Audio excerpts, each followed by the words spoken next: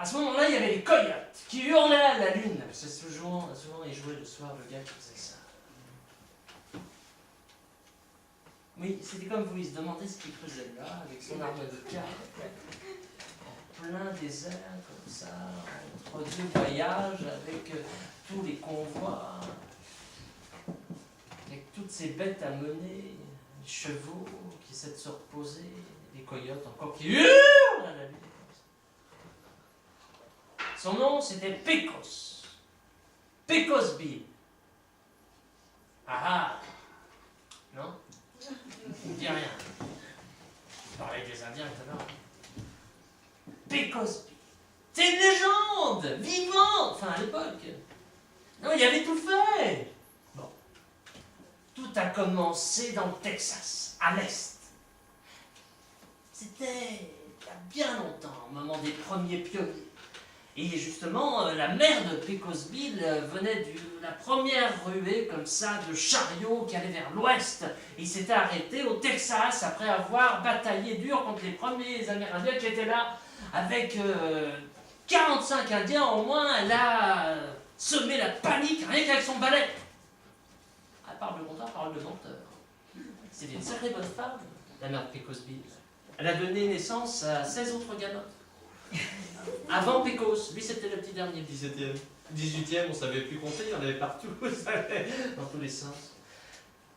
Le père, lui, était tranquille, toujours sur son rocking chair déjà. Il était bien comme ça, ils étaient installés, petite maison simple, il n'y avait personne. Et Pecos, lui, il avait fait ses premières dents déjà, il avait été sevré, pas au lait, non, à la bouteille de whisky. Ouais, un peu frelaté d'ailleurs. Et aussi, il avait fait sa première danse sur le couteau de chasse de son père.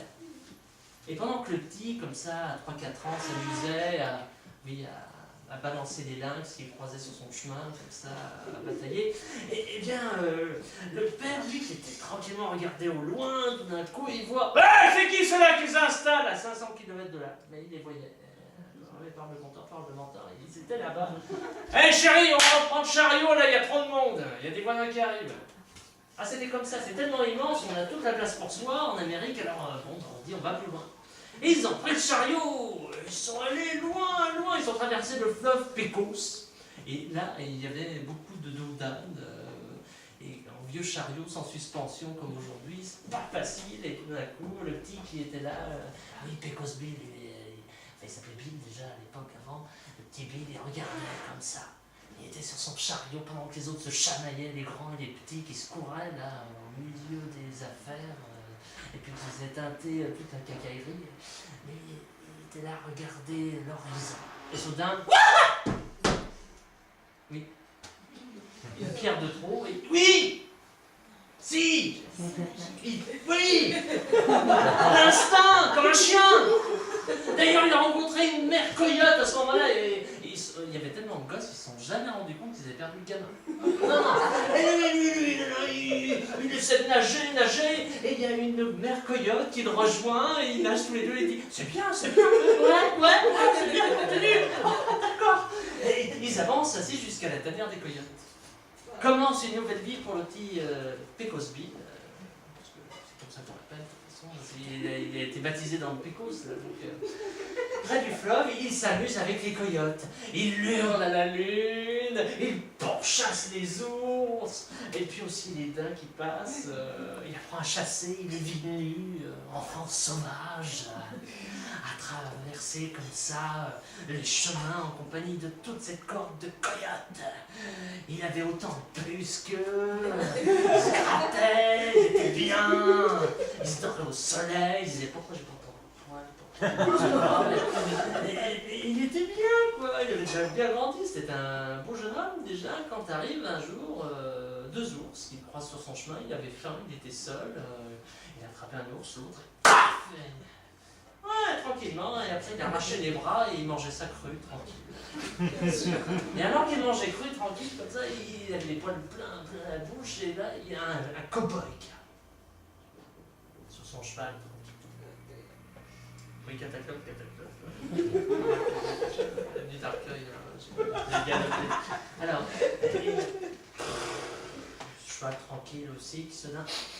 On sent qu'il y a de la viande d'ours par là avec un gars nu, premier hippie de l'époque. Et comme il est dit, bah, c'est quoi ces façons là, que vous faites ici? Ah, je suis un coyote. Non.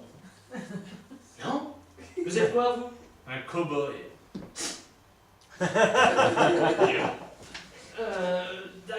Ouais, moi je suis un coyote. J'ai des puces, je regarde la lune, je mange des ours. T'es un homme, mon gars. Regarde tes fesses, y a pas de queue. Regarde! Est-ce que t'as une queue? Et là, il fait le tour, il essaie de voir s'il a une queue, il fait le tour. Et alors, finalement, il aperçoit que non, il voit pas de queue. C'est vrai? On m'aurait menti. Ouais. Tu veux je t'emmène à la ville? Pourquoi pas? Il avait ce côté spontané, toujours prêt à découvrir de nouvelles choses. Et il part, et il suit le gars en croupe, comme ça, sur son cheval. Oh mon Dieu! Les saloons!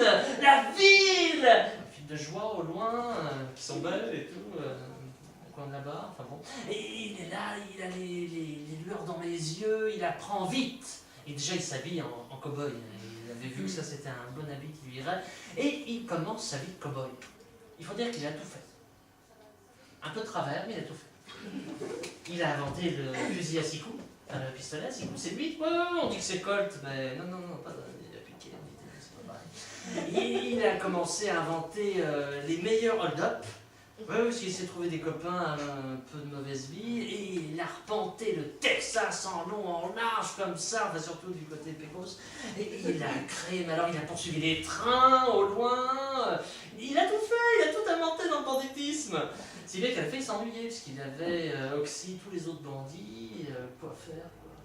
C'est son côté ville. Ouais, Il coyote. exactement. Et à ce moment-là, il cherche son chemin avec son cheval, il va aller plus loin, il traverse un désert. Il faisait chaud, très chaud. Il y avait le cheval qui avait chaud, qui avançait comme il pouvait, et qui était un dur à cuire, faisait un peu à la tartare, il avait emporté des œufs. Il devait frire un œuf sur la selle. Le cheval, c'est vrai que c'est bien. Et tout d'un coup,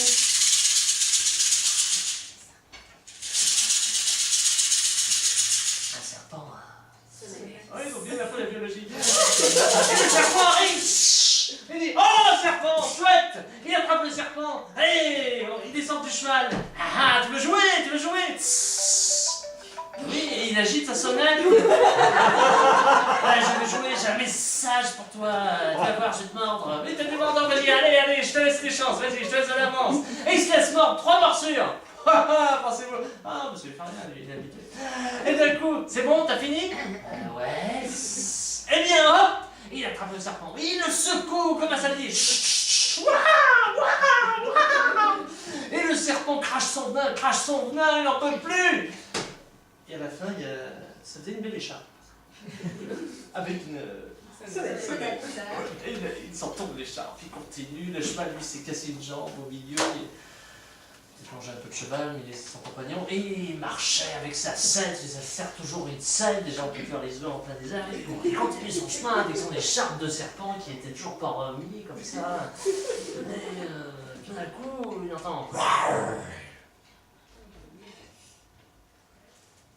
Non, un gros puma lui saute dessus. Ah! À nous deux! Il lâche la selle, il attrape le puma. Tu vas voir, toi. Et tchac, il dépoile le puma. Il y a une nuée de poils comme ça. Ce jour-là, on dit que le Grand Canyon, qui n'existait pas encore, pas loin derrière, mais avec le désert, il y a eu une grande nuit. C'était des poils de puma. Quand ils sont retombés, le puma, avec les poils qu'est-ce qu'on fait? Maintenant, tu vas te servir de monture.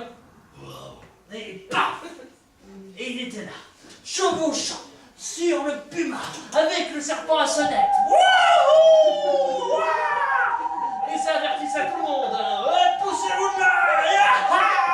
Il était là, le puma, il n'en pouvait plus, le câlin! Et d'un coup, il aperçoit un vieux au loin. Le vieux. Ouais. Oui, dis-moi, je cherche des durs à cuire, parce que moi j'en ai assez, j'étais avec une bande là, de mollassons, des durs à cuire, des vrais. J'en connais. Ah, ils sont où? Un peu plus loin dans le désert. Où ça? Après le Grand Rocher, vous verrez après le Grand Rocher, là-bas, il y a de la fumée, il y a du café, et c'est là-bas. Et moi, je n'y vais pas, ils sont très... Oui, oui, c'est dans la cuisine. C'est un peu épicé, pardon. Voilà, mais ils sont très durs à cuire. Vous savez, on dit même qu'ils, pour allumer le feu, ils se servent de la corde de leurs pieds contre un silex. Faites attention. Ouais, super! Wouhou! Il y avait les bandits qui étaient là, des bandits de grand chemin, il y avait des têtes patibulaires, les plus pires les unes que les autres. Et le grand chef, qui était grand, c'est un grand chef, il était grand comme ça, il y avait 7 pistolets. Oui, 6 comme ça, et puis un 7e, dans un couteau là. Puis avec chaque fois vous savez, un mort, 2 morts, 3 morts, sur le manche. Bon, bref, un vrai chef de bandits. Et ils aperçoivent le wouhou, là, on voit qui arrive.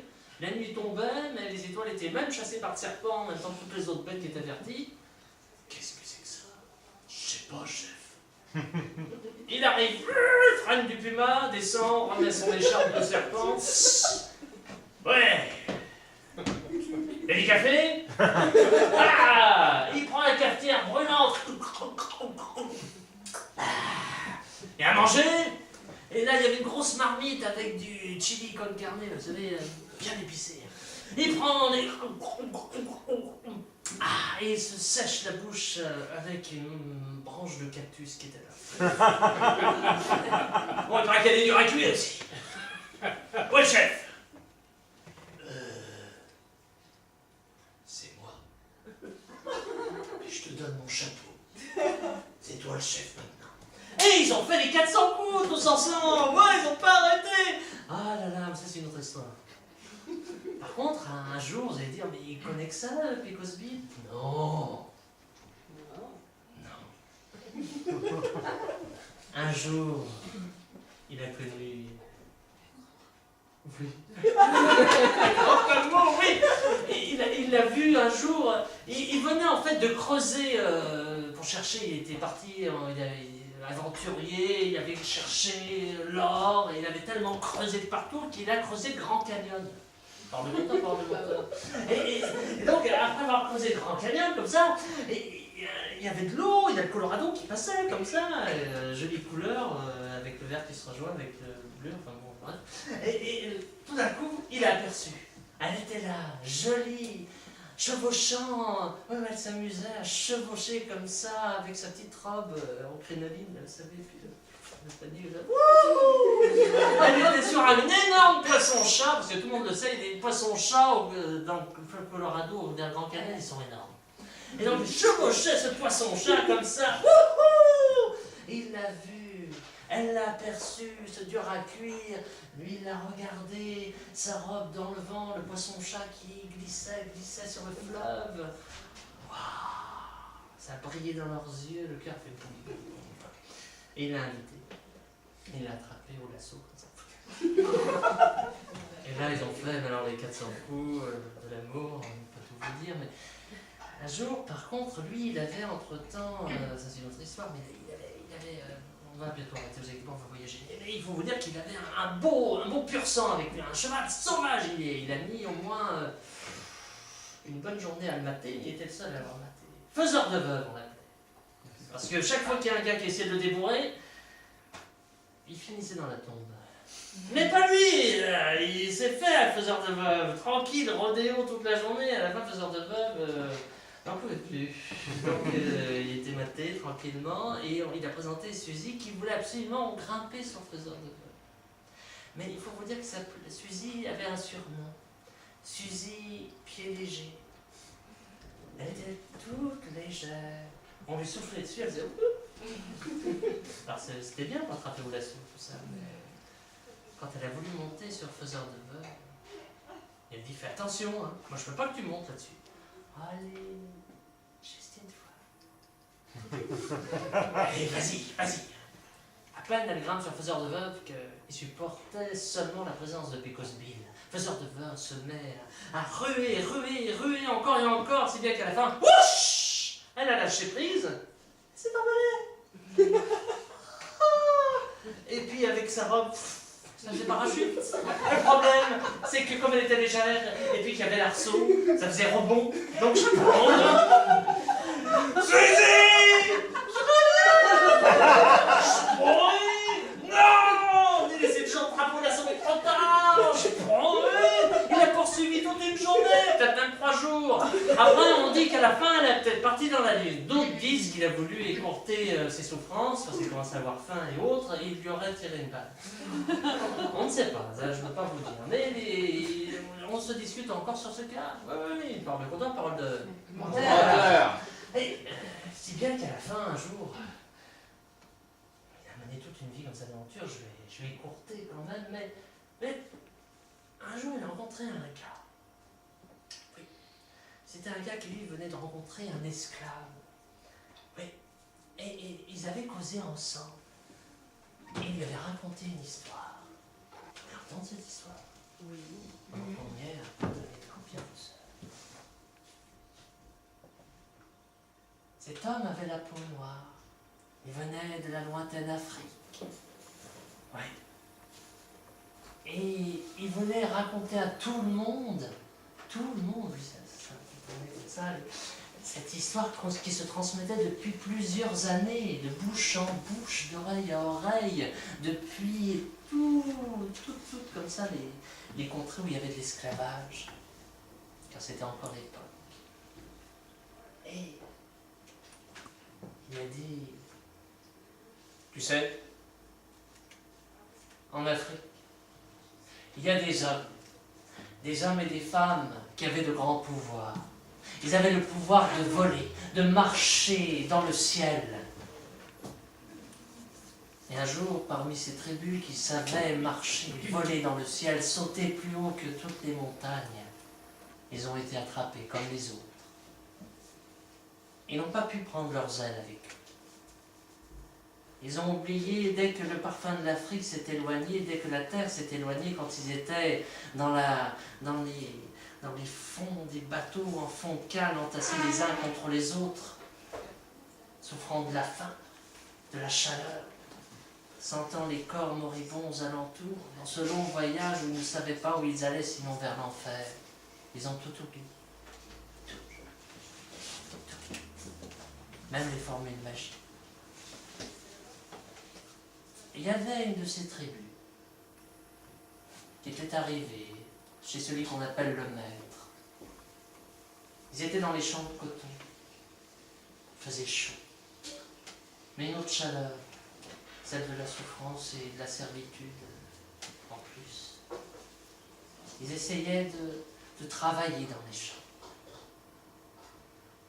Il y avait le maître qui était là, il y avait le surveillant qui lui donnait les ordres à celui qui donnait le fouet, au gardien. C'est étonnant comme certains hommes aiment donner le fouet, on dirait. Parce qu'on entend toujours, dès qu'un esclave avait la tête courbée et qu'il arrêtait le travail, « Va voir celui-là là-bas ! Chac !» Et c'était des journées rythmées, au rythme des éclairs, du fouet, qui claque, qui zèbre, qui fait saigner, qui fait pleurer. Justement, il y avait une femme qui n'en pouvait plus, une jeune mère. Elle avait donné naissance peut-être même à l'enfant dans le bateau, on ne sait plus. Il était tout jeune, elle le portait, comme au pays, sur son dos.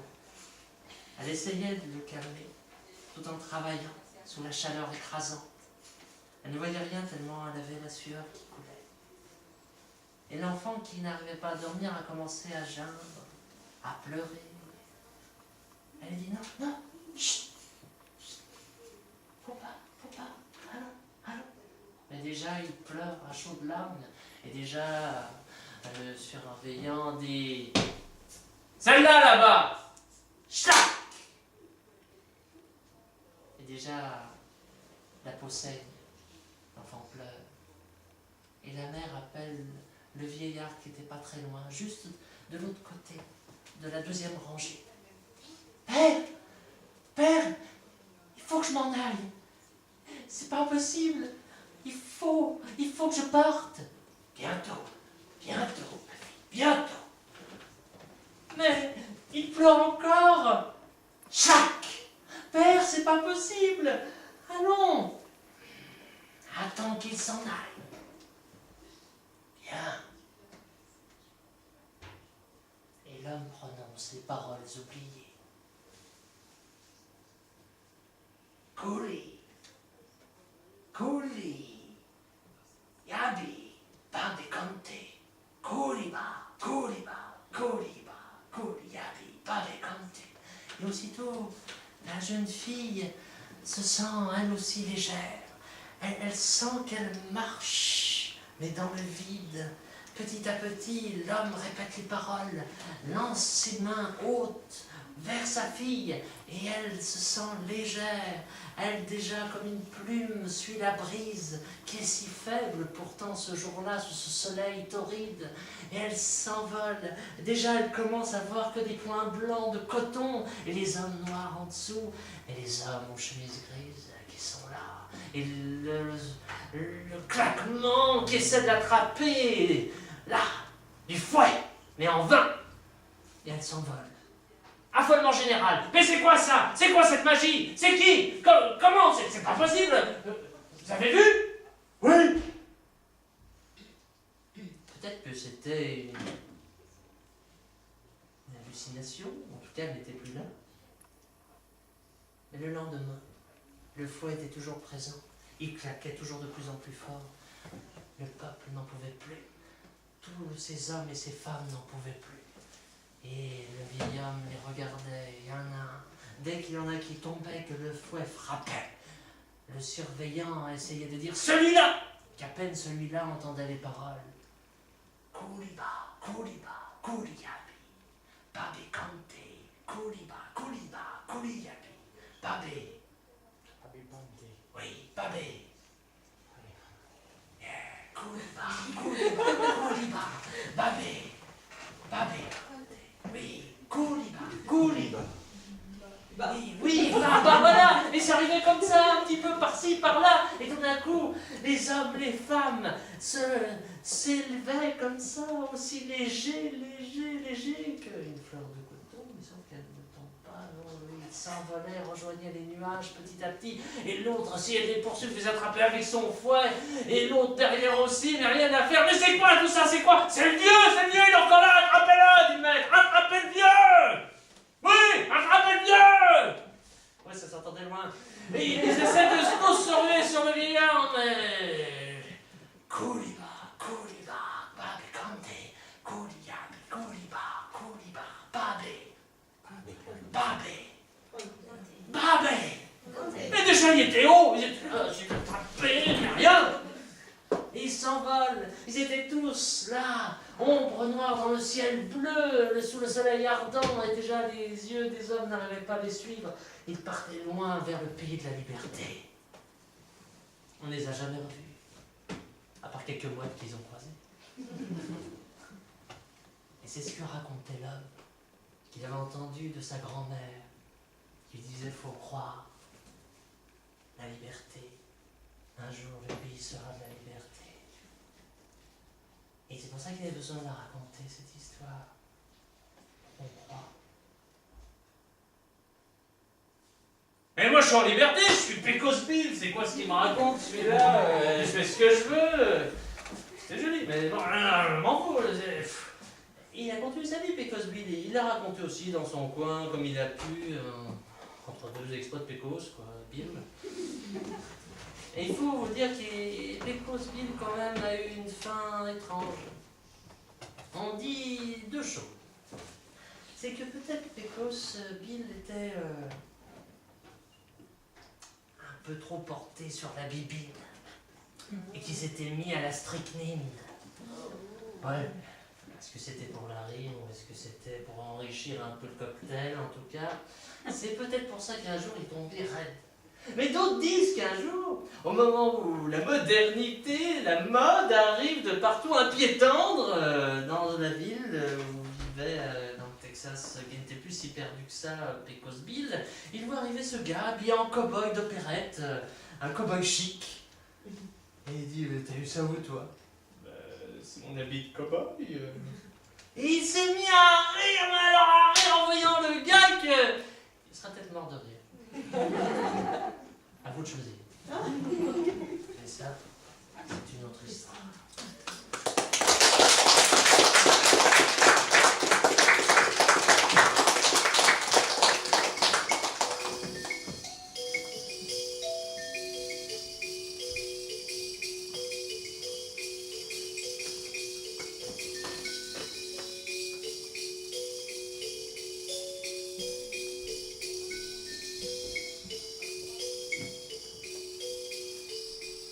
Est-ce que vous voulez encore suivre le souffle du vent ou vous voulez vous poser? Qu'est-ce qui se passe? Vous voulez suivre le souffle du vent encore un peu?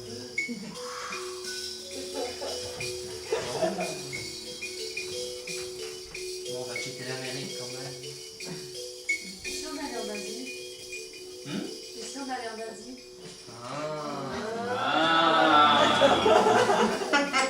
C'est mon titillé.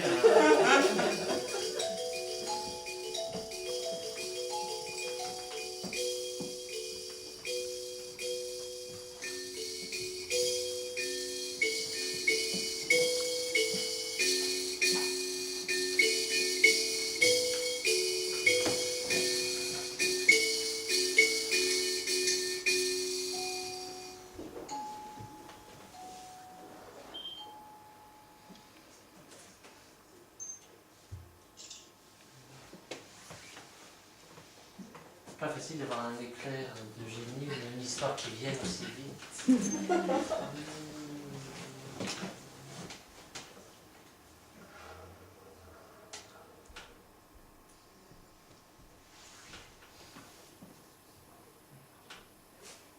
Les histoires, ça se bouscule, c'est comme ça. On cherche. Parce qu'elles se bousculent, il y en a toujours une qui veut venir plus rapidement que l'autre.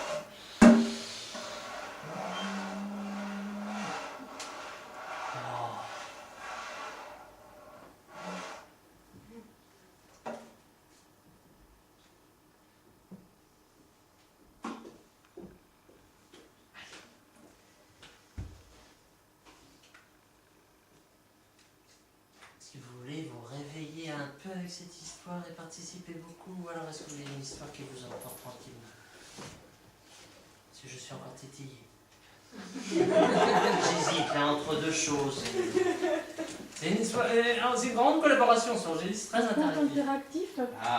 Participatif. Oui, Bon, voilà. d'accord, alors on va aller là. Comme D'accord, un d'accord, très bien, très bien, très bien, très bien. La maison, alors. D'accord, d'accord.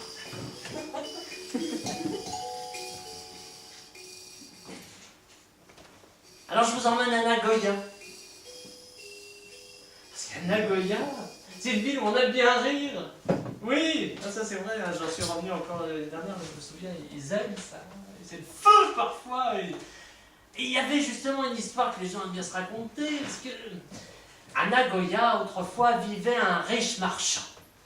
Hans Simonson. Hans Simonson était, mais alors, puissant. C'était un grand importateur-exportateur. Il paraît même qu'il faisait venir des mousquets depuis le Portugal. Vous connaissez peut-être, je sais pas. Ouais. Et donc, il était riche. Il était puissant. Omnipotent. Ventripotent. Il aimait manger.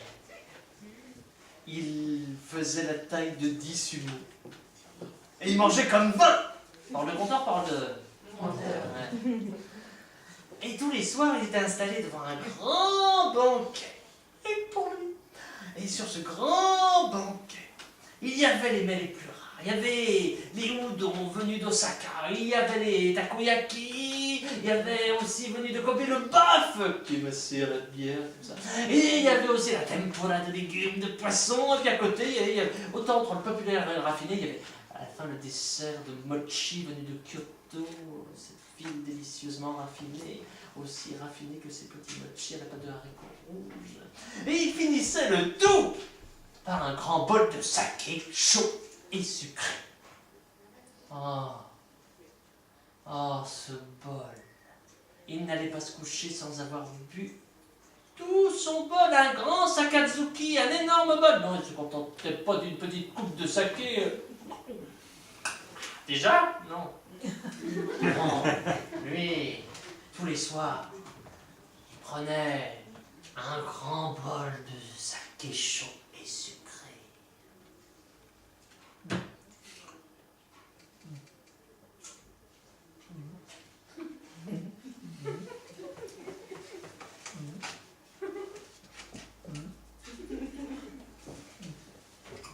Il n'arrêtait pas.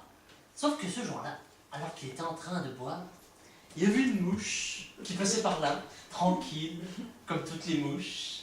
Et sous le plafond, il y avait Ansel Manson en train de boire son grand bol. Alerte, saké chaud et sucré, position sud, sud-ouest, sud, sud-ouest.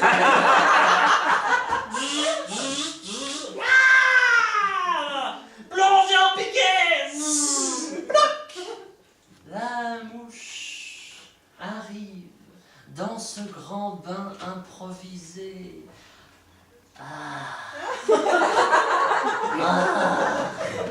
Encore et bien. Oui, tout ce chemin. Ça détend bien les ailes. Et mes petites pattes. Ça c'est du Ansel bien chaud. Et j'avais oublié, je peux boire en plus. Pas trop par là. Ça c'est du bon saké, richesse. Tiens, non, ça fait jacuzzi. Oh, il y a du courant. Il y a beaucoup de courant. Toujours en arrière comme ça. Une bouche.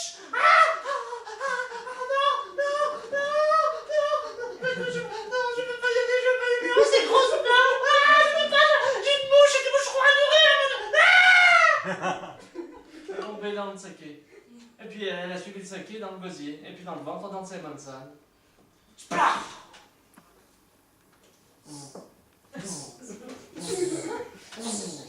Sèche. Elle prend son essor dans le grand ventre d'Ansel Manson.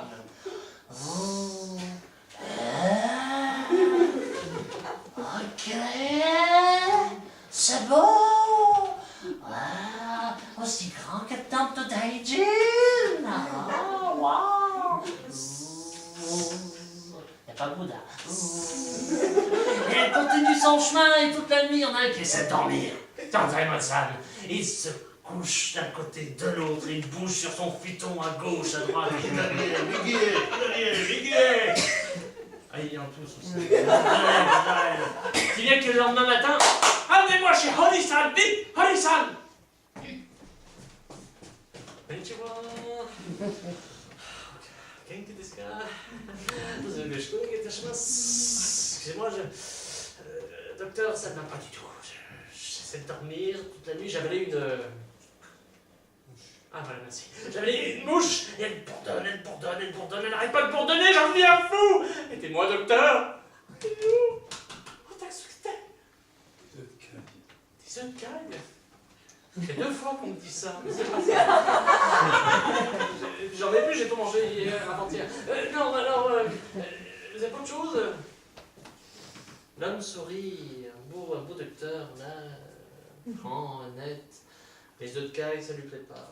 Alors, voyons, vous avez avalé une mouche. Qu'est-ce qui peut avaler une mouche? Une grenouille. Oh, elles sont bien. Félicitez vos assistantes, tenez, hop là, voilà.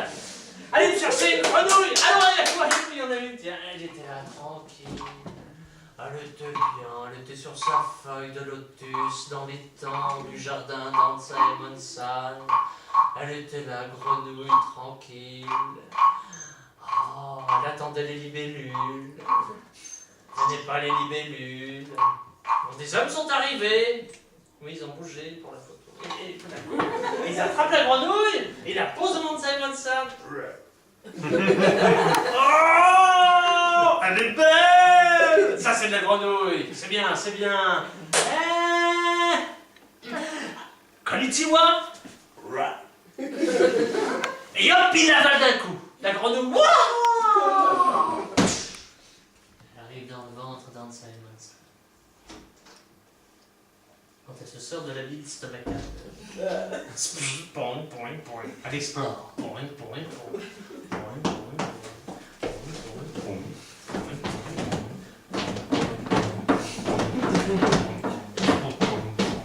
Tout d'un coup, elle s'arrête. Parce qu'entre deux viscères, elle entend.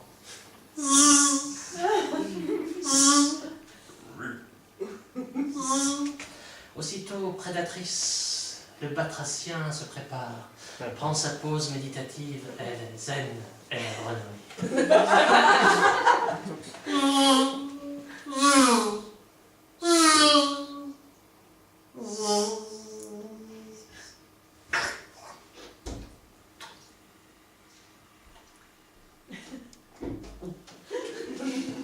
Oh, ici. C'est bon. Et point, point, point. Elle se branle pendant que ça et toute la nuit, il y en a un qui entend un bruit de discothèque. Point, point, point, point. Il essaie en rythme de se retourner gauche-droite. Et point, point, point. Pas possible. Le lendemain matin, il retourne voir Harrison. Konnichiwa. Ça va pas du tout. J'ai avalé la... J'ai avalé la... Oui, et là ça va pas, toute la nuit, je n'en peux plus. Qu'est-ce qui se passe, docteur, aidez-moi. Voyons, vous avez avalé une grenouille. Qu'est-ce qui peut manger une grenouille? Un boa? Un oiseau, c'est joli. Un boa, c'est joli, mais c'est pas là. On n'est pas loin. Un peu plus au nord, oui. Un renard. Non, on n'était pas loin. C'est juste qu'il faut Un crocodile français. Non, un peu plus inoffensif. Français, oui, c'est bravo, merci. C'est la première fois qu'on l'a fait.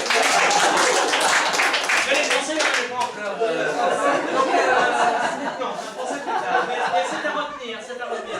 J'y penserai. Magnifique. Je crois que c'est bientôt interdit. Alors, non, on n'était pas loin là. Tout petit peu petit. Les petits serpents, ça? Ouais, petit serpent, il me cherchait une couleuvre. Il lui dit une couleuvre, voyons, une couleuvre. Elle se la coulait douce, tranquille. Non loin, là, sous une pierre, non loin des temps où il y avait la grenouille. Et là, ni une ni deux, on l'amène devant Ansa et Monsan. Hey! Itadakimasu! Bon appétit! Et tchac! Wouhou! Elle glisse dans l'osophage, la couleuvre! Center Park, splash! Pas sponsorisé. Alors, elle aussi, elle émerge comme ça, elle cherche son chemin, elle rampe. Quand soudain,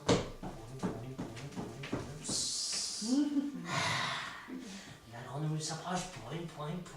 Elle se cache encore plus dans un creux comme ça de l'estomac ou de l'intestin grave, je ne sais plus où elle était, mais point, et slack!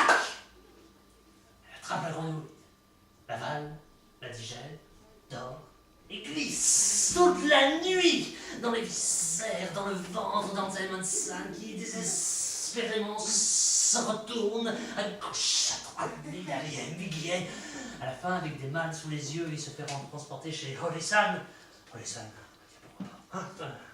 Moi, docteur, vous êtes très souriant. J'aimerais bien savoir, j'avais la... Ouais, qui avait la... Vous n'avez pas suivi le traitement, hein, et qui avait la... Ah, bon, ça va. Alors, bon, qu'est-ce que je peux faire? Ah oui, c'est bon. C'est un sac à main. Un sac à main. Mais là, j'en suis au supplice, au bord du précipice. Aidez-moi, des frissons. Voyons, vous avez avalé le serpent. Qu'est-ce qu'il peut manger un serpent? Je vous avais appris. Un oiseau, c'est joli. Un sanglier, elle était vraiment là. Oui, alors, un sanglier exact. Bientôt, futur, donc à force d'avoir bonne réponse, et quand la production le voudra, vous aurez un voyage au Japon. Mais on attend encore un petit peu. Mais on y travaille, Allez, cherchez un sanglier au lieu de rigoler, vous. Allez, hop, hop. Allez, cherchez un sanglier tout de suite. Hayaku. Alors. Et on ramène un sanglier qui était dans la forêt juste à côté. Il était en train, là, comme vous, et il était là, regardez, tranquille, il était bien, mon sanglier. Vous n'êtes pas un sanglier, vous inquiétez pas. Mais il était comme vous, là, il cherchait. Il était bien. Et tout d'un coup, on l'amène devant Simon San. Oh, un beau sanglier.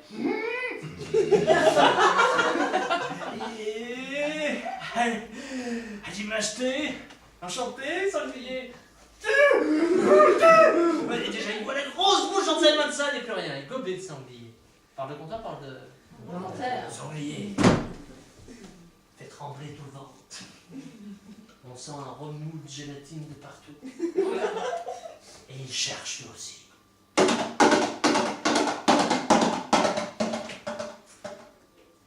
Fait le tour. Les retours. Yeah. C'était en stéréo, THX Surround. Et puis d'un coup, il freine comme ça parce qu'il entend... Il avait faim. Le serpent n'est pas loin. Du côté de la rate, il se plaque. Le serpent arrive. Si, c'est possible. La couleuvre approche. Il lève la patte fatale. La couleuvre glisse. Plus de couleuvre. Il a mâchouille, comme un chewing-gum, mais tout en digérant. Il cherche le chemin, la sortie, mais toujours une paroi ventrale là, le ventre qui est là, toujours, et Simon San essaie de dormir, mais en plus il y a des grosses bosses qui sortent. Kitsune! Je suis possédé! Il y a un gros alien qui sort du ventre, qui rentre. Il essaie comme ça de dormir tout le temps, oui, c'est un raffut du terrible comme ça dans les oreilles, c'est la participation interactive. Et tout d'un coup, le lendemain matin, très tôt, Ohayou gozaimasu. Bonjour docteur. Il avait des mâles sous les yeux, il était sur des roulettes presque. Je ne vais pas du tout. J'ai écouté ce que vous m'avez dit, j'ai avalé là. Et regardez là.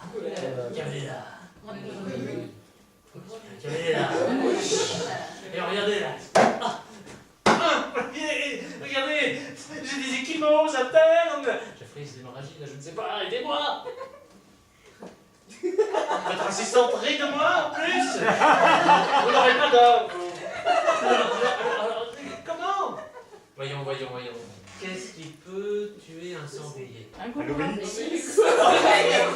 dis, mais ça c'est en France. On n'est pas loin. Et qu'est-ce qu'il fait Obélix? Pour aller vite. Il cuisine, mais surtout quand il fait des... Qu'est-ce qu'il fait Obélix pour avoir un sanglier? Il chasse, merci. Ah bon.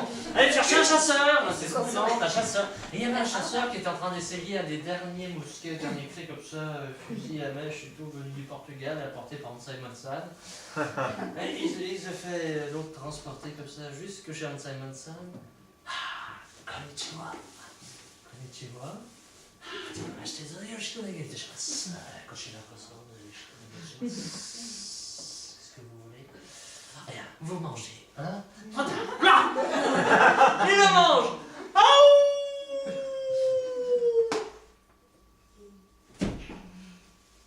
Il était prêt, le chasseur. Un chasseur est toujours prêt. Même s'il se laisse surprendre par la bouche d'Anne Simon San, il faut dans le ventre, il avance. Il sort de ce marécage, de cette bile, comme dans le Pacifique. Il est là, il est prêt. Ça sent mauvais, mais il continue. Il avance, il aborde les terrains vierges, enfin si peu, s'il y avait plein de traces d'animaux de partout, c'était quoi là? Il suit la trace des derniers, les plus appuyés, et il entend.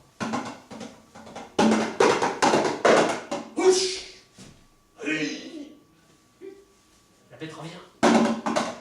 Stop! Elle sent en danger. Elle voit les yeux du chasseur qui voit les yeux de la bête. Le chasseur allume la... Oui, on peut. S'il était fait, un grand chasseur, un nyctalope et tout. Et donc, il est là, il allume la mèche, vise le sanglier. Le chasseur. Et tout d'un coup, la bête fonce, le chasseur vise, la mèche va bientôt se consumer, et chat, il décroche, enfin plutôt, il tire. Il dégomme, voilà, merci. Et la bête, justement, glisse comme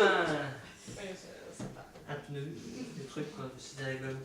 On parle moins ce soir. Alors, et la bête glisse au pied des oreilles du chasseur. Là, vous allez dire, et le chasseur. Il n'avait qu'une balle. Et on dit qu'aujourd'hui encore, il cherche la sortie dans le ventre d'Hans Salomon. Parole de conteur, parole de conteur.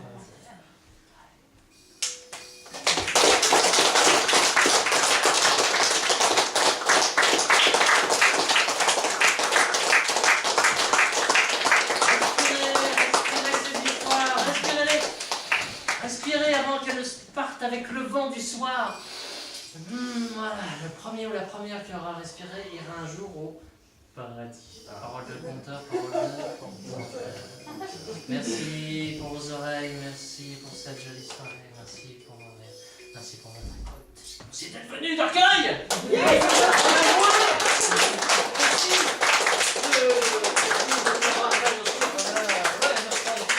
Merci beaucoup, merci à la maison, merci pour son accueil. Merci Stéphane. Merci à toi. Et c'est vrai, vous allez moins rire, mais c'est vrai pour moi. C'est un spectacle au chapeau. Donc avant le buffet. Oui, c'est ça que tu allais dire. La prise de vitesse. Voilà. Donc si vous avez aimé les mots ce soir, n'hésitez pas à glisser vos euros dans le chapeau.